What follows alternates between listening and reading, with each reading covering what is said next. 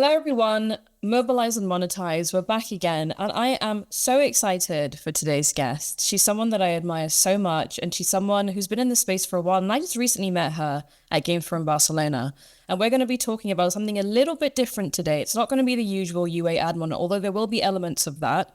But let me first introduce my guest. So, without further ado, Kate Minogue, who is at Kate Minogue Consulting, data AI and marketing consultant. Kate, fantastic to have you. Thank you so much for joining me.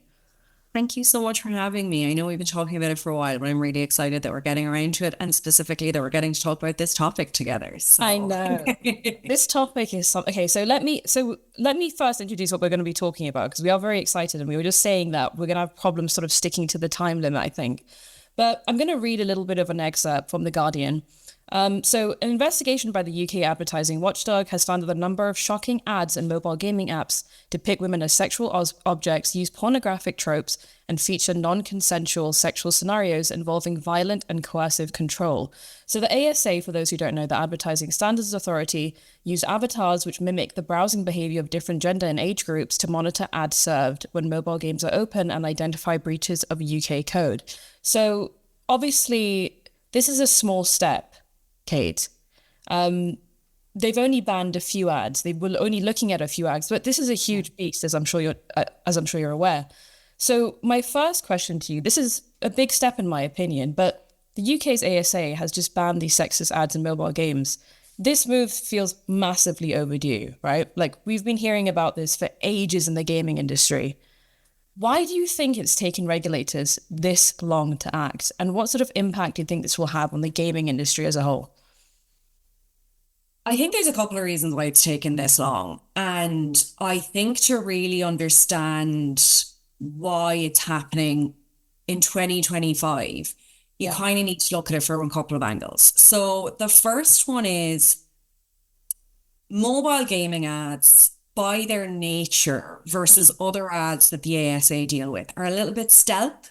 Like you're not talking television advertising, you're not talking billboards in Piccadilly Circus. Like you're talking about predominantly, if not exclusively, digital ads that are Mm. across different platforms, are heavily optimized and are cross-border. And what that means is certain demographics may never see them. Like they just run under the radar. And I'm not saying that as an instruction manual of how to get away with things. It's more that's why they're not front of mind. Like if Dove does something wrong, if Coca-Cola does something wrong, it's immediately the Yeah. attention of an advertising standards authority and you get a lot of complaints. Whereas if you think about both the platform, the channel, the geographies that they distribute these, but also the fact that they're very optimized towards who sees them, the people that are likely to see them are probably also by their nature the people less likely to complain them. So I think that's the first thing Right. is like if you're really optimizing your content, you're probably not putting it in front of the people who are going to be hurt or offended by it. And for every 1,000 people walking the streets of the UK, maybe one of them will ever, if even, be shown one of these ads. So I think that's the first thing. So The second thing is when I looked into the specific route to this research, it was interesting to see that it kind of started with more of a focus on what are healthy bodies and how mm, women and men are portrayed in advertising.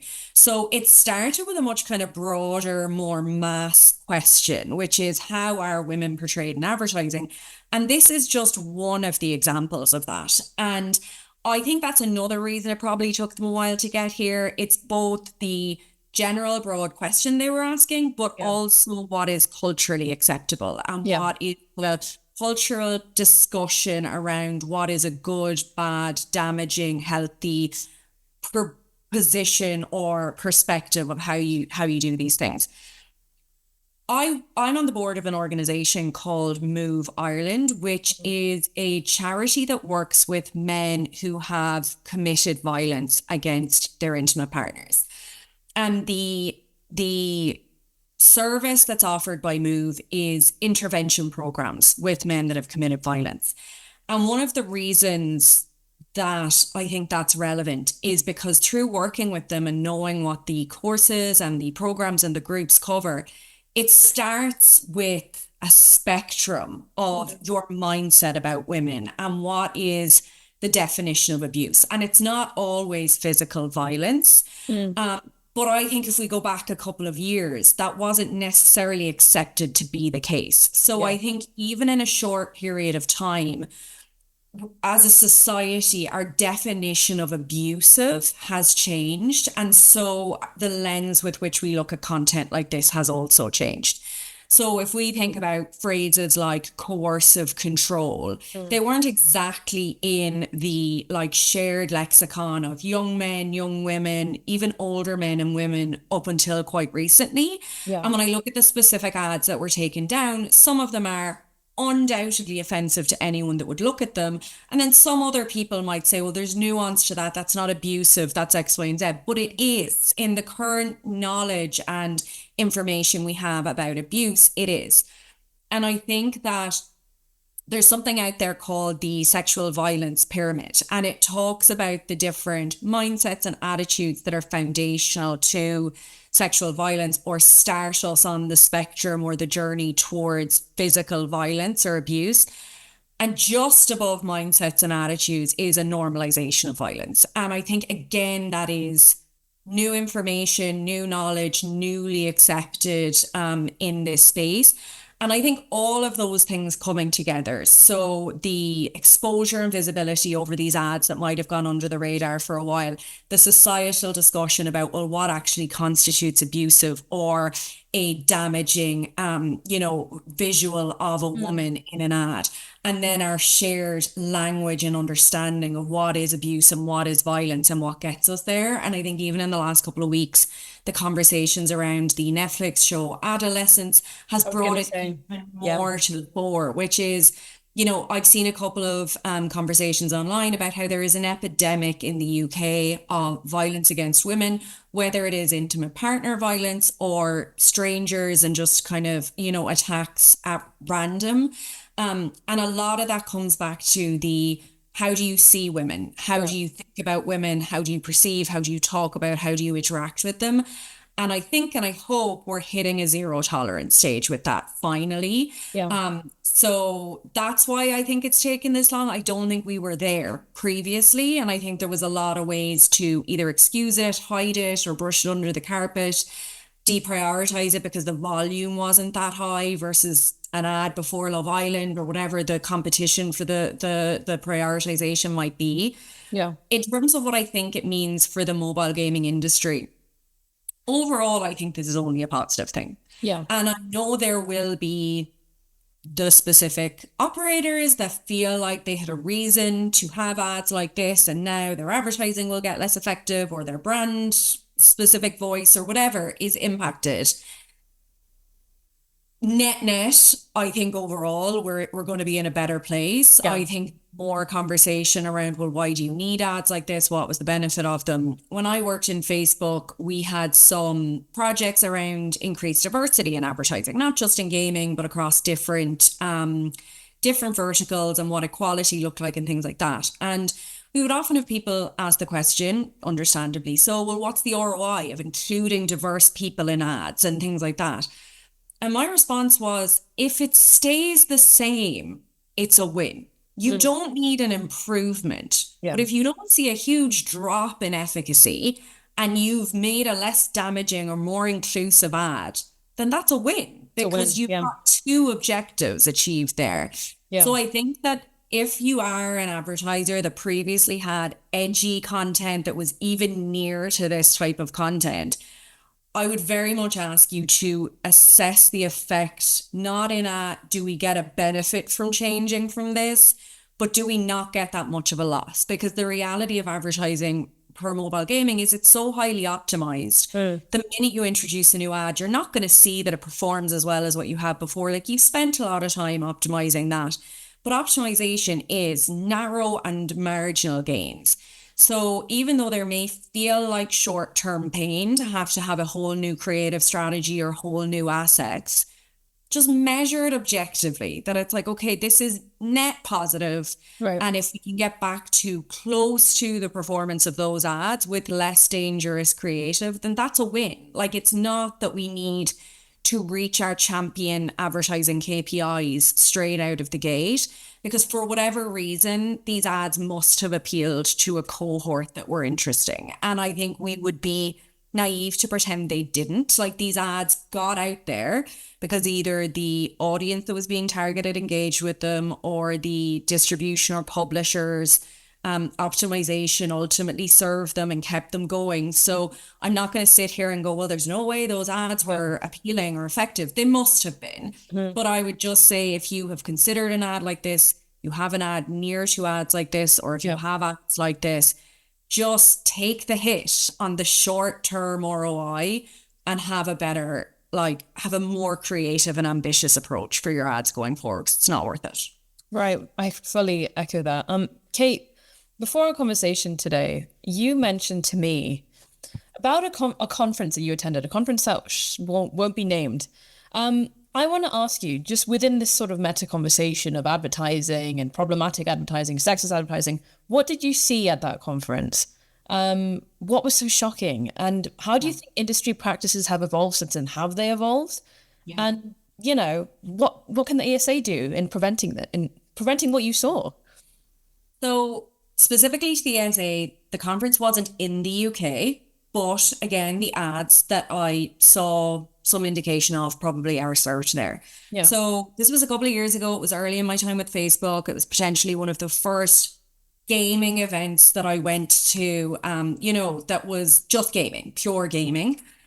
And when I walked into the expo hall, I was really surprised to see that a lot of the partners, whether they were, game developers, creative developers, artists, whatever it might be, the examples that they were presenting were generously, I will say, borderline pornographic. Like, it was 50% of the booths that were in the hall were showing really adult and really demeaning imagery of female characters in games.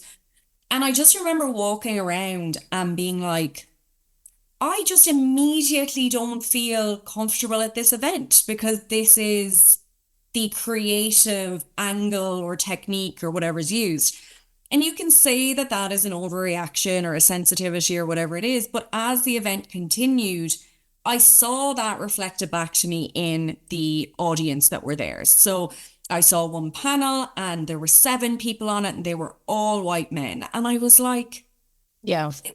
would have been easier surely to find a woman to put on a panel that size. Like, it was such a big panel. Yeah. I saw a picture from one of the nights out and there were hundreds of people in it and they were all white men. And it just all fit together in this, puzzle for me, which was, well, that's why women are not at the event in high number. Because if you walk into the expo hall and the first thing you see is a cartoon of a woman who's naked or in a compromised position or whatever it is, and that's not even for a specific game, that is you selling your services to a game developer of the kind of art that you do. Wow. Like, you're sending a very strong message. And I think that that is something that, and I'm not just even talking about gender. Like I said, it was all white men. You are sending a message that is, we are here for a certain group. Like, we want a certain audience, and that is who we build for, and that is who we are. And it just creates a very different environment for the attendees that don't fit that mold. So I just remember finding it really strange, because that was probably 2018. Yeah. And it was like, well, really?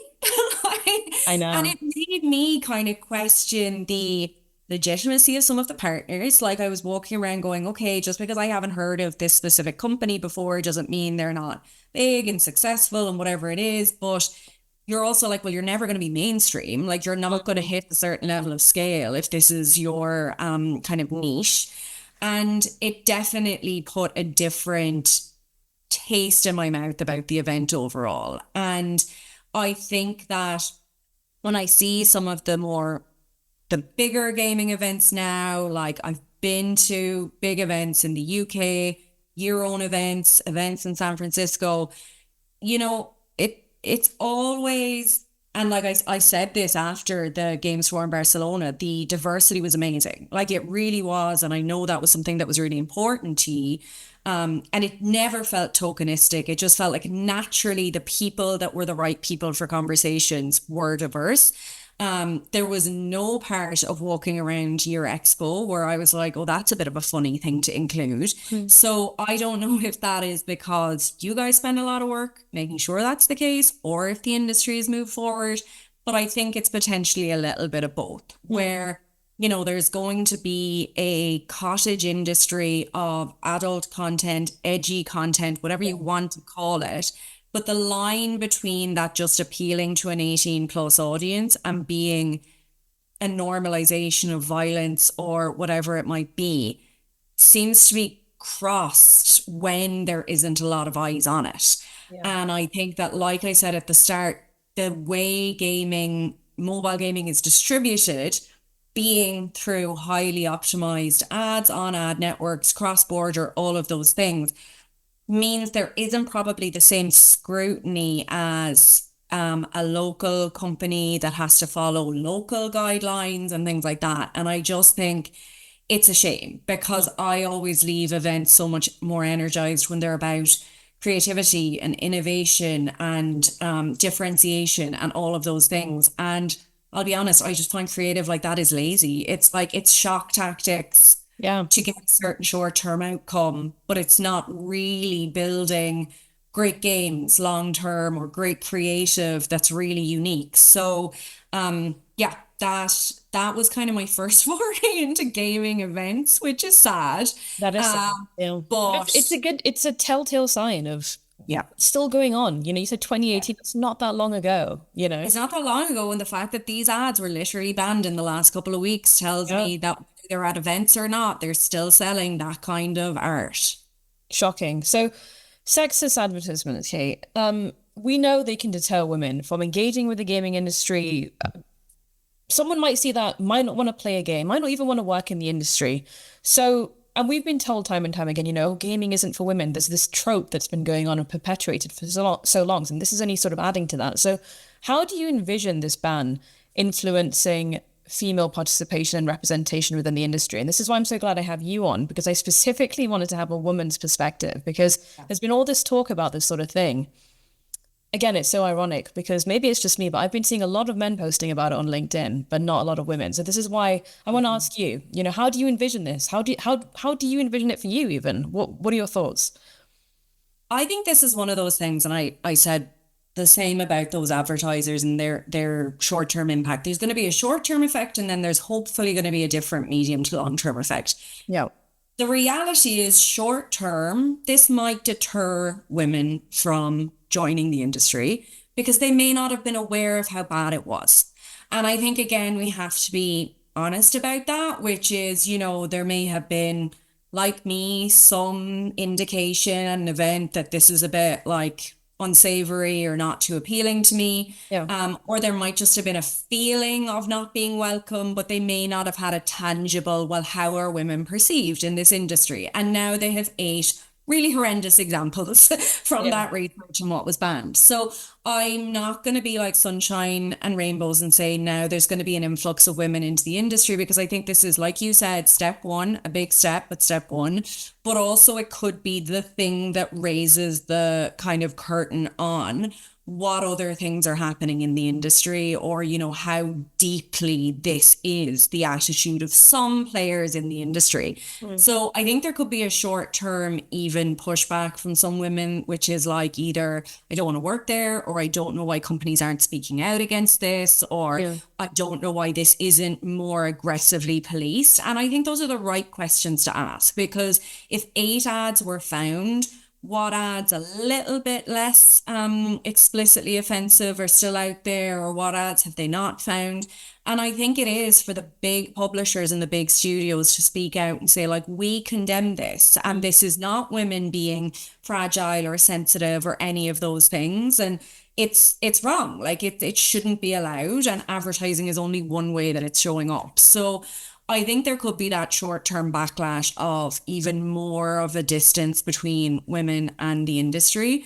But my hope is that if they can continue down this path and start to say, and like I said this to you before, I want gaming to want better for themselves. Like that might be an idealistic way to look at this, but it's not even like, oh, let's let women in because diversity is what we're being told to do. Like it should be, we are ambitious and we want all of the best minds and all of the most creative Right. approaches and all of those things so that our industry is better. And I think if we can look at it from that direction, it's like, well, let's not use lazy shock tactics to get people into our games. Let's just build great games. Um, so I do think that once we get over it, maybe the initial response, which is, oh my God, I didn't realize this is happening. That's awful. I don't Yeah. want to work there.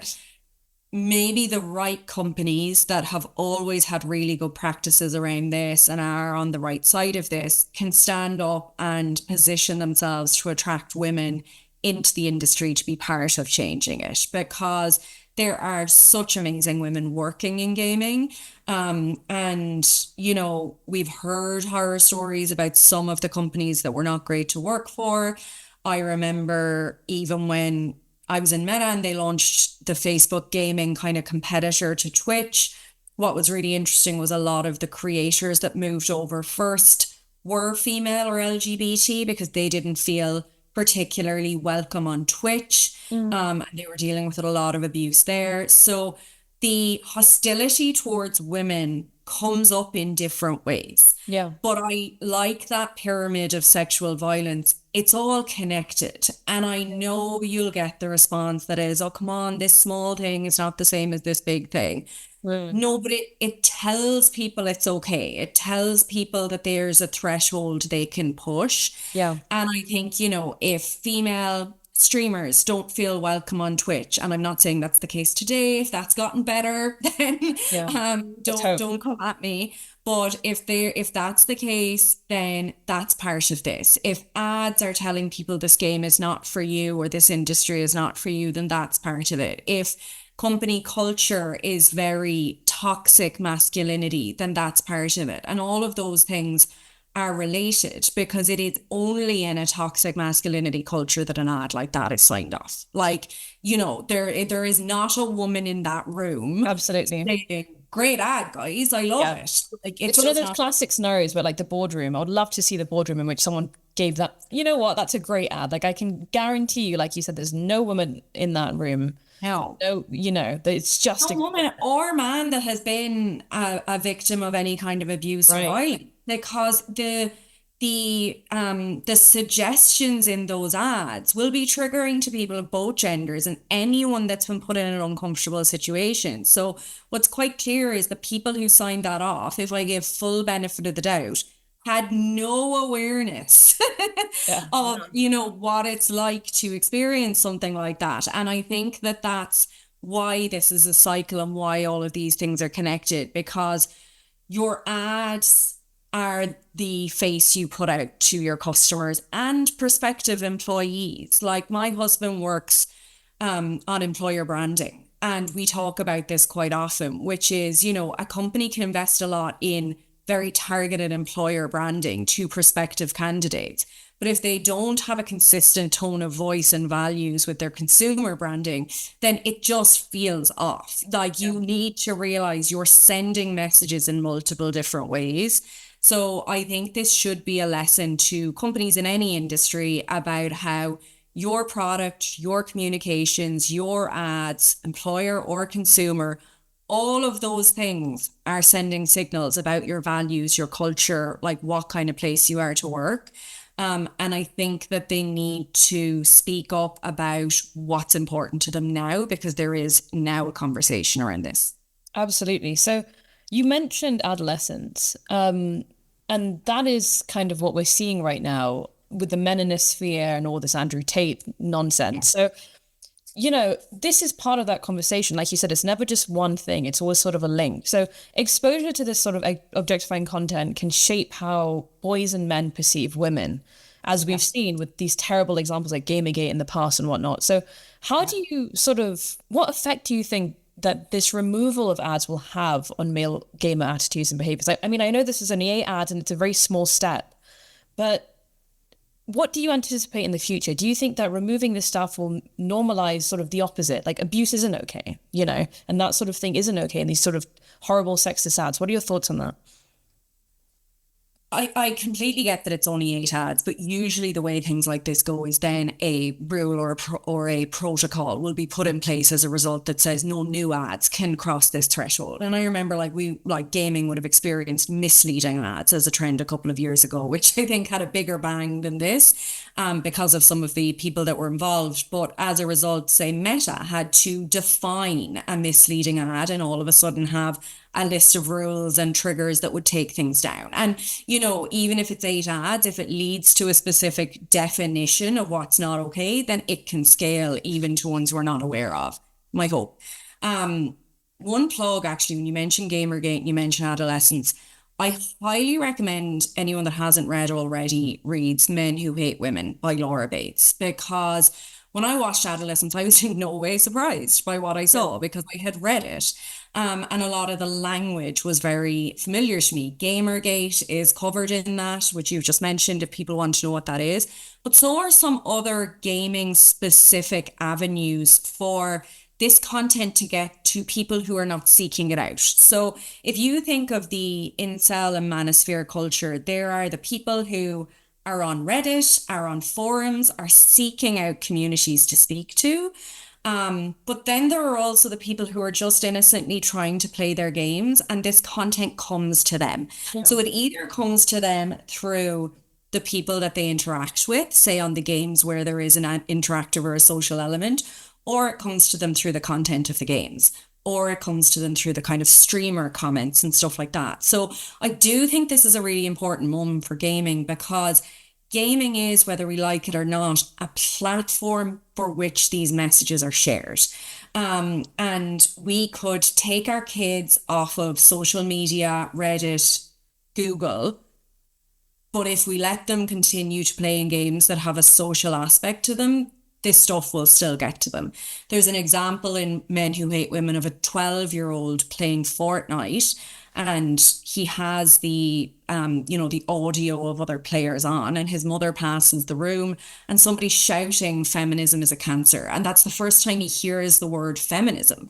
And like, that's a kid that's just trying to play a game. He's not looking for a community because he feels disenfranchised. He's still only a baby, and this stuff is starting to infiltrate. So sorry, bit of a side tangent, but I do think gaming as a platform and gaming as a conduit for these ideas needs to kind of wake up to how used they are for it.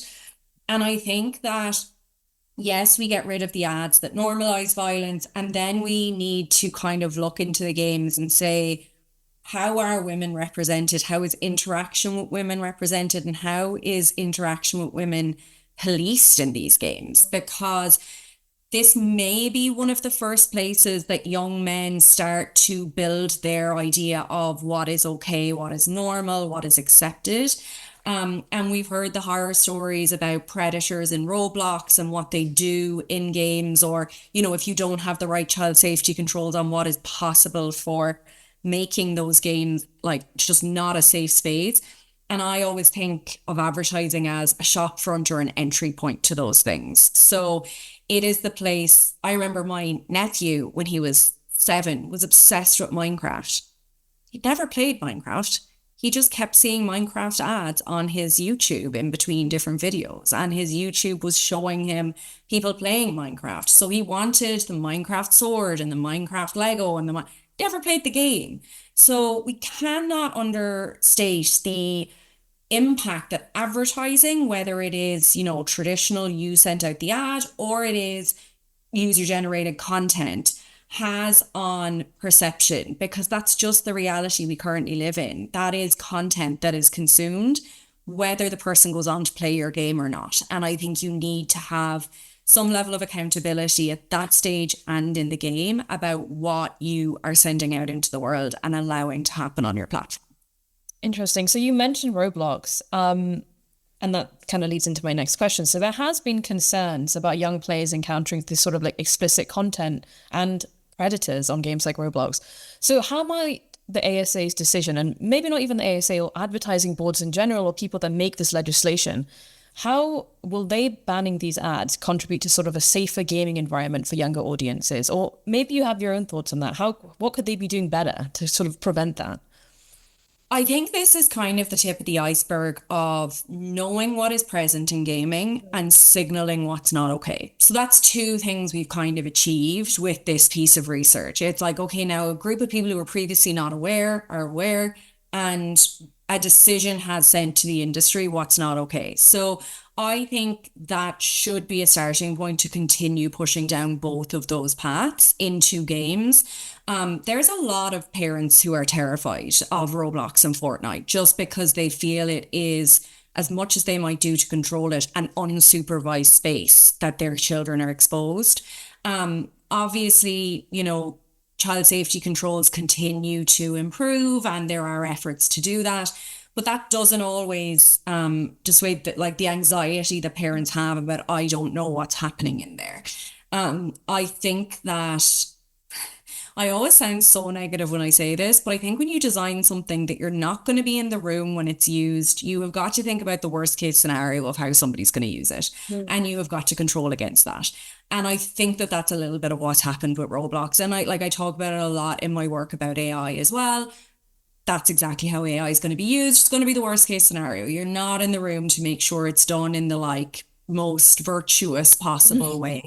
Yeah. So we have to kind of assume in the worst of humanity when we think about some of these platforms. And I think that we need to build in controls that make them more positive in how they present women and interactions with between players, whatever their gender. Because the examples I've heard of Roblox and the predators that kind of appeared in there, it was, they were using what was available to them in the game, which was not designed necessarily to be sexual, but they were able to very quickly turn it into something inappropriate and create interactions with young children that those children didn't understand, and that again would start to sow seeds in their heads about what's okay and what's normal.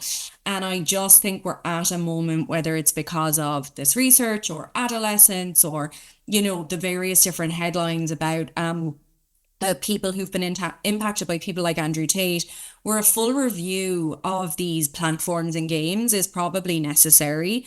I've worked in Facebook, so I've had to be the person on the other side when people say your platform is damaging, there's damaging content on it.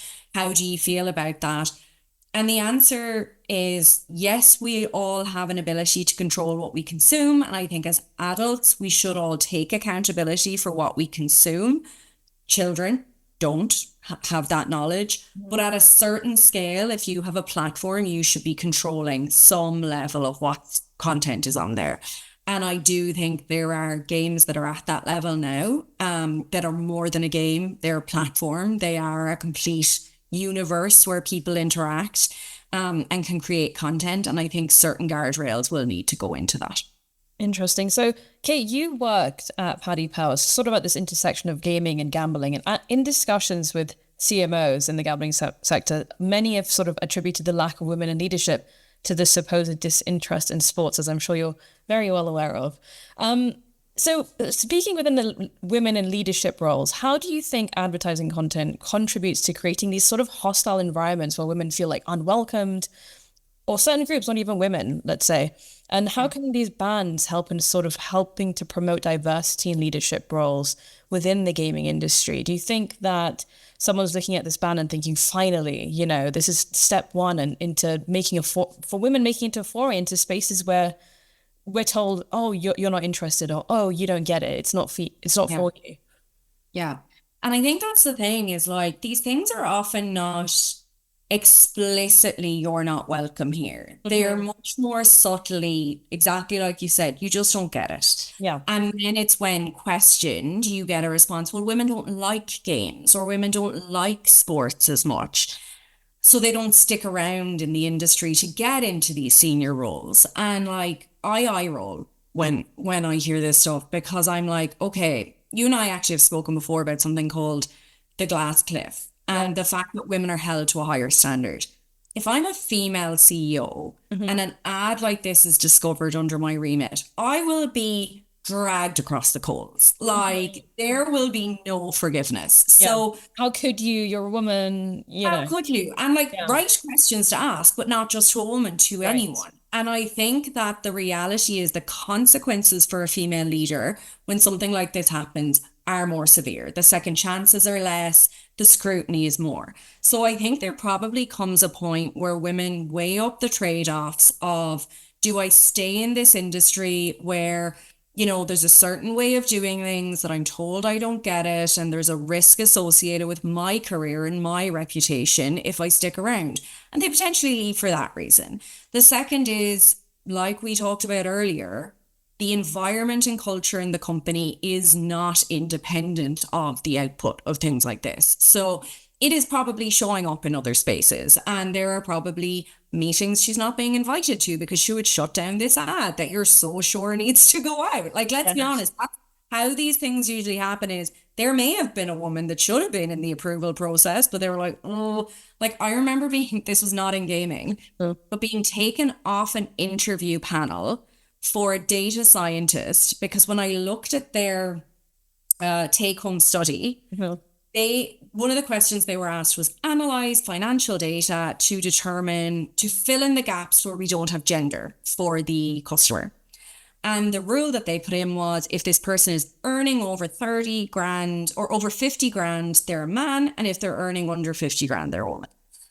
And I looked at it and I was like, firstly, lazy analytics. Right. Secondly, the average salary in the country is 35. So I was like, that Mm. feels like a really arbitrary threshold. And thirdly, what? Yeah. um, and I was taken off the interview panel Wow. because they were like, oh, she's just going to make a fuss about It's going to be a this. headache. Yeah. She's going to be a headache. She's going to make a bigger deal than she needs Uh, to. I was not trusted to assess it as an analytical expert yeah. because I was a woman and I was probably too close or too sensitive to the topic. And they offered that person the job. And that's what happens. People are taken out of rooms they should be in because it's like, oh, you're probably too close to this, or you don't get it, or you'll make too I big a deal. know. That's like the next layer because so much of the conversation is just like, how do we get more women into the leadership role? But what happens when you do, but you don't listen to them or you You put don't listen to them, you don't include them where they're yeah, supposed to, you don't give them the scope they layer would two. get if they Yeah. were a man. Yeah. And I think that's what's harder to quantify. It's Mhm.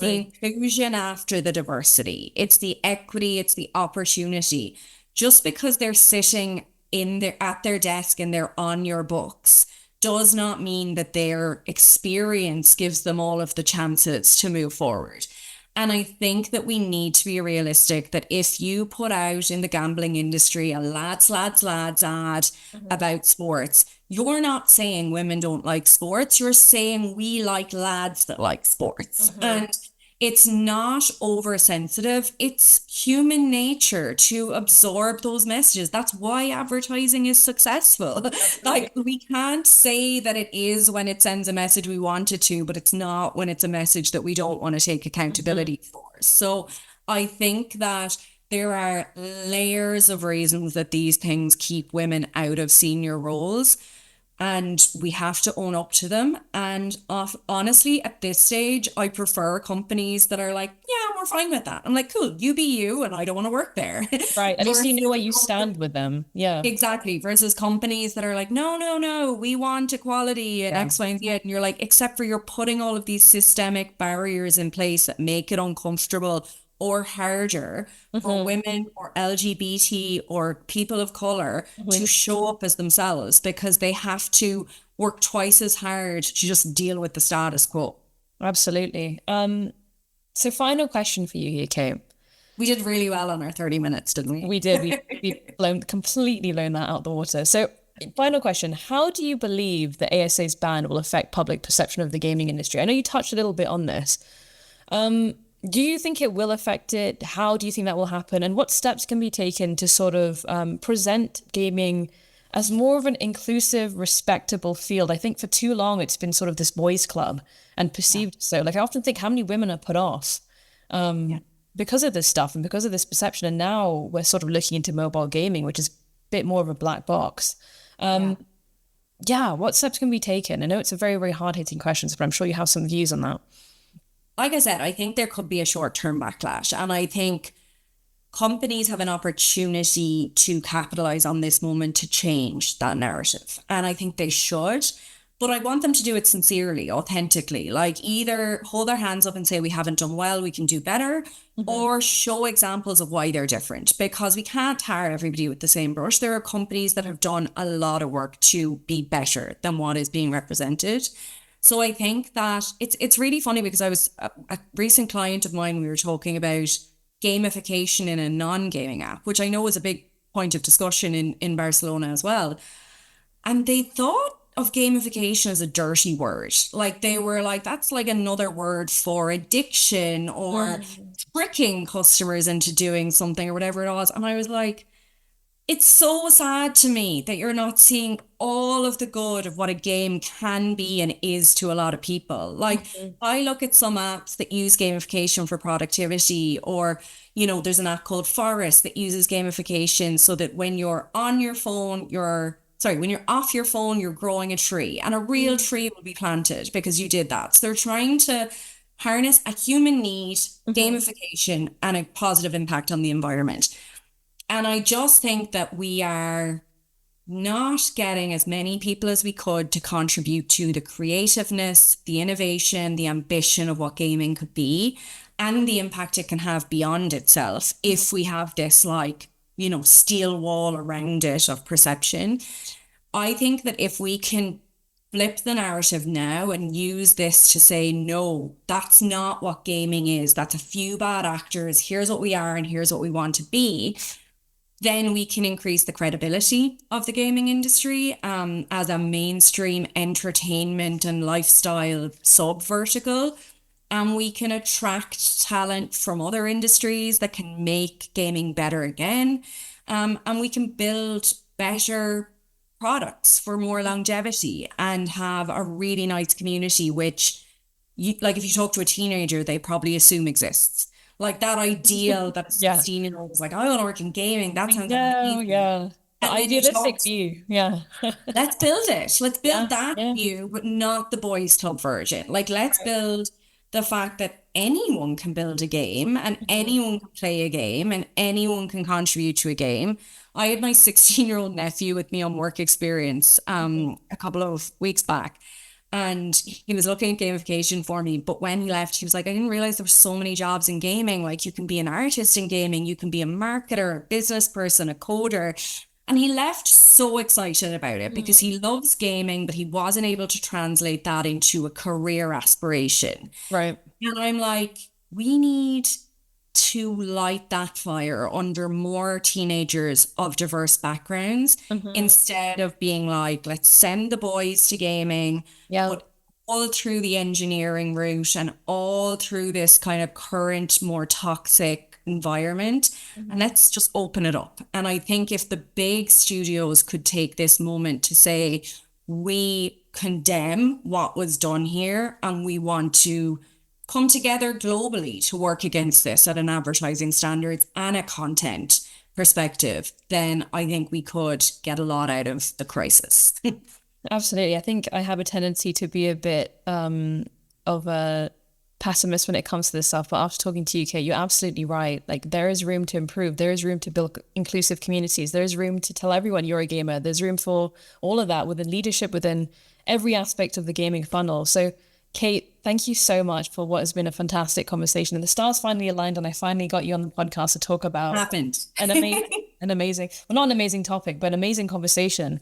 Really important topic. So thank you so much for inviting me. Absolutely. Thank you so much, Kate. And that was it for this week's Mobilize and Monetize podcast. Till next time, everyone. Thank you.